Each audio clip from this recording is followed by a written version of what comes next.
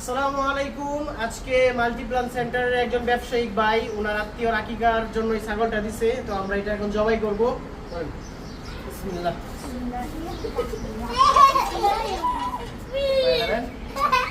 তোমরা কি সবাই খুশি?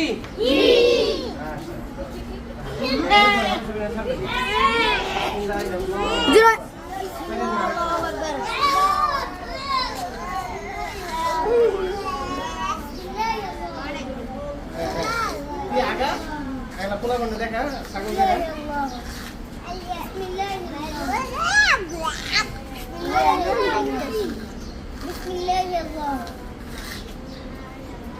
ওই যে ভিডিও কাটা লাগবে না, পোলা বন্ধ দেখেন।